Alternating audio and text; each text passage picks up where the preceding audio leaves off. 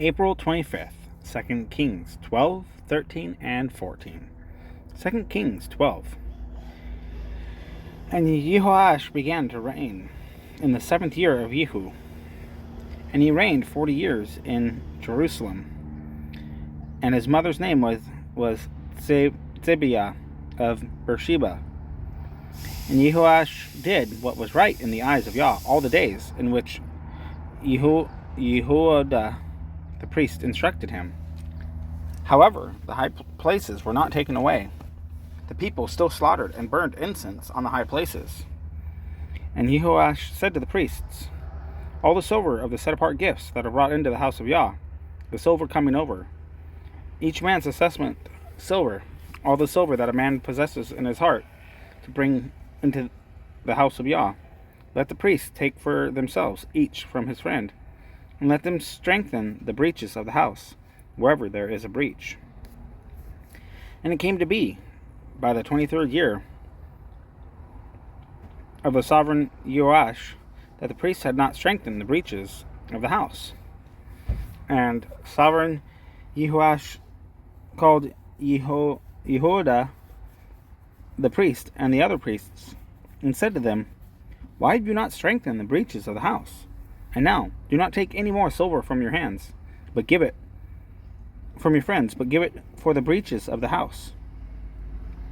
And the priests agreed that they would neither receive any more silver from the people, nor strengthen the breaches of the house. And Jehoiada the priest took a chest, and bored a hole in its lid, and set it beside the slaughter place, on the right side, as one comes into the house of Yah. And the priests who guarded the door put there all the silver that was brought into the house of Yah. And it came to be, whenever they saw that there was much silver in the chest, that the sovereign scribe and the high priest came up and put it in bags, and counted the silver that was found in the house of Yah, and gave the silver weighed out into the hands of those who did the work, who had the oversight of the house of Yah.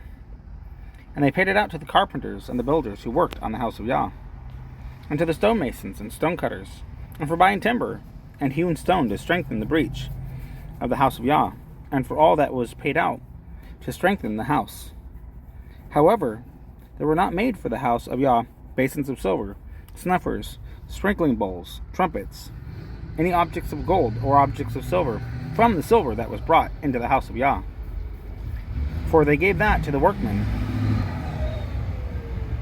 and they strengthened the house of Yah with it. And they did not reckon with the men into whose hand they gave the silver to be paid to workmen, for they acted trustworthily. For the silver from the trespass offerings and the silver from the sin offerings was not brought into the house of Yah. It belonged to the priests. And Hazazel, sovereign of Aram, went up and fought against Gath and captured it. And Hazazel set his face to go up to Jerusalem. And Jehoash, sovereign of Judah, took all the set-apart gifts that his fathers, Jehoshaphat and Jehoram and Ahazyahu, sovereigns of Judah, had set apart, and his own set-apart gifts, and all the gold found in the treasuries of the house of Yah, and in the sovereign's house, and sent them to Hazazel, sovereign of Aram, then he went away from Jerusalem. And the rest of the acts of Joash, and all that he did, are they not written in the book of the annals of the sovereigns of Judah? And his servants rose up and made a conspiracy, and smote Joash in the house in the house of Milo, which goes down to Silla. For Yazakor, son of Shemath, and Jehozabad, son of Shomer, his servants struck him. So he died, and they buried him with his fathers in the city of David. And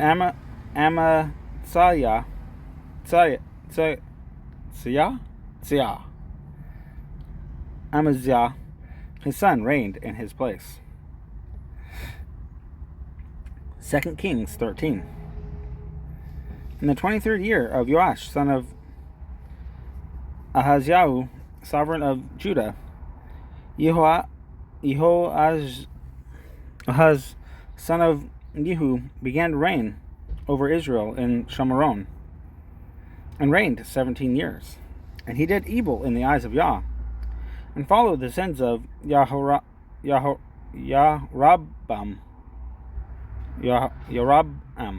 son of Nebat, who had made Israel sin. He did not turn away from them. And the displeasure of Yah burned against Israel, and he gave them into the hand of Hazazel, sovereign of Aram, and into the hand of Benhadad, son of Hazazel, all the days. Then Jehoahaz sought the face of Yah, and Yah listened to him, for he saw the oppression of Israel, because the sovereign of Aram oppressed them. And Yah gave Israel a savior, so that they came out from under the hand of Aram, and the children of Israel dwelt in their tents as before. However, they did not turn away from the sins of the house of Yarobam, who had made Israel sin, but walked in them. Moreover, the Asherah also remained in Shamaron. For he left of the army of Jehoahaz only 50 horsemen and 10 chariots, and 10,000 footmen, for the sovereign of Aram had destroyed them, and made them like the dust at threshing. And the rest of the acts of Jehoahaz, and all that he did, and his might, are they not written in the book of the annals of the sovereigns of Israel? So Jehoahaz slept with his fathers, and they buried him in Shamaron, and Joash his son reigned in his place. In the 37th year of Joash, sovereign of Judah, Jehoash,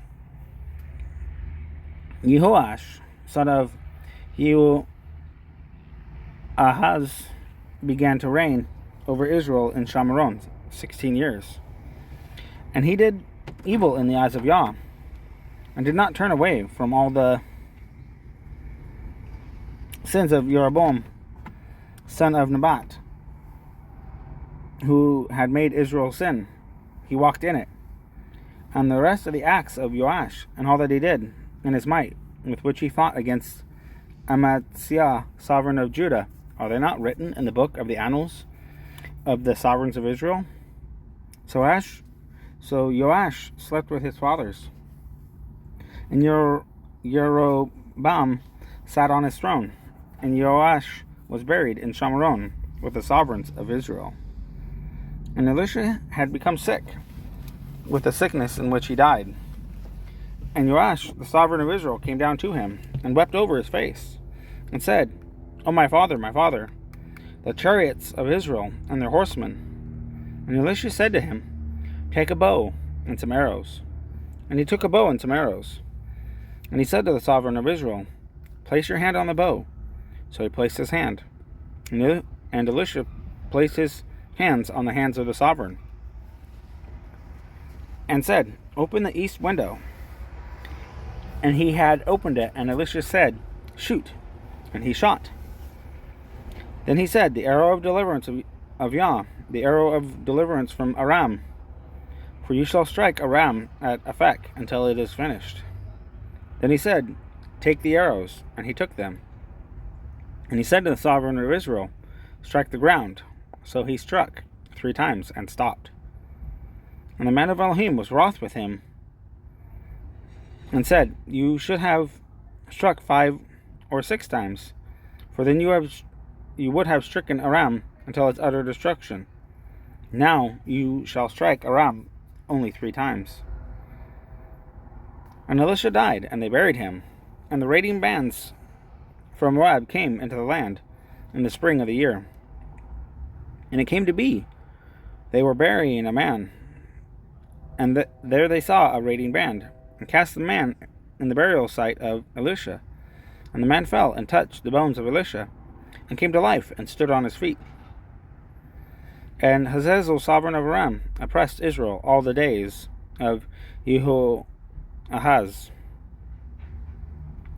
But Yah showed favor to them, and had compassion on them, and turned toward them, for the sake of his covenant with Abraham, Isaac, and Jacob, and would not destroy them, or cast them from his presence as yet. And Hazazel, sovereign of Aram, died, and Benadad, his son, reigned in his place. And Jehoash, son of Jehoahaz, recovered from the hand of Benadad, son of Azazel, the cities which he had taken out of the hand of Jehoahaz, his father, in battle. Joash struck him 3 times, and he recovered the cities of Israel. 2 Kings 14. In the 2nd year of Joash, son of Joahaz, sovereign of Israel, Amityahu, son of Joash, sovereign of Judah, began to reign. He was 25 years old when he began to reign. He reigned 29 years in Jerusalem. And his mother's name was Jehoadin of Jerusalem. And he did what was right in the eyes of Yah, but not like his father David. He did according to all his father Joash did. However, the high places were not taken away. The people still slaughtered and burned incense on the high places. And it came to be, as soon as the reign was strengthened in his hand, that he struck his servants who had stricken his father the sovereign. But he did not put to death the children of the strikers, according to what is written in the book of the Torah of Moses, in which Yah commanded, saying, Fathers are not put to death for the children, and children are not put to death for the fathers, but each one is put to death for his own sin. He struck Edom in the valley of Salt 10,000, and took Selah in battle, and called its name Yogthael to this day. And Amaziah then sent messengers to Joash, son of Jehoahaz, son of Jehu, sovereign of Israel, saying, Come, let us look each other in the face. And Joash, sovereign of Israel, sent to Amityahu, sovereign of Judah, saying, The thistle that was in Lebanon sent to the cedar that was in Lebanon, saying, Give your daughter to my son as wife. And a wild beast that was in Lebanon passed by and trampled the thistle. You have certainly stricken Edom, and your heart has lifted you up. Be esteemed and stay in your house. But why do you stir up yourself to do evil, that you should fall, you and Judah with you? But Amityahu did not listen, and Joash, sovereign of Israel, went up, and he and Amityahu, sovereign of Judah, faced one another at Beth Shemesh, which belongs to Judah. And Judah was smitten before Israel, and they each fled to his tent. And Joash, sovereign of Israel, caught Amityahu, sovereign of Judah, son of Joash, son of Ahaziah, at Beth Shemesh. And they came to Jerusalem, and he broke through the wall of Jerusalem, from the gate of Ephraim to the corner gate, 400 cubits. And he took all the gold and silver, and all the objects that were found in the house of Yah, and in the treasuries of the sovereign's house, and hostages, and returned to Shamaron. And the rest of the acts of Joash, which he did, and his might, and how he fought with Amityahu, sovereign of Judah, are they not written in the book of the annals of the sovereigns of Israel? So Joash slept with his fathers, and was buried in Shamaron, with the sovereigns of Israel. And Yarabam, his son, reigned in his place. And Amityahu, son of Joash, sovereign of Judah, lived 15 years after the death of Joash, son of Joash, sovereign of Israel.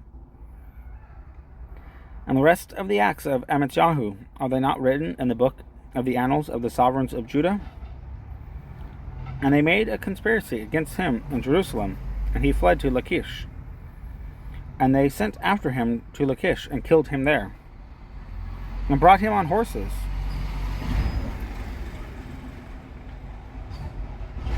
And he was buried at Jerusalem with his fathers in the city of David. And all the people of Judah took Azariah, who was 16 years old, and set him up to reign instead of his father Amityahu. He built Elath and restored it to Judah, after the sovereign slept with his fathers. In the 15th year of Amityahu, son of Joash, sovereign of Judah, Yeroboam, son of Joash, the sovereign of Israel, began to reign in Shamaron, and reigned 41 years. And he did evil in the eyes of Yah, and did not turn away from all the sins of Yeroboam, son of Nebat, who had made Israel sin. And he restored the border of Israel from the entrance of Hamath to the sea of Arba, according to the word of Yah, Elohim of Israel, which he had spoken through his servant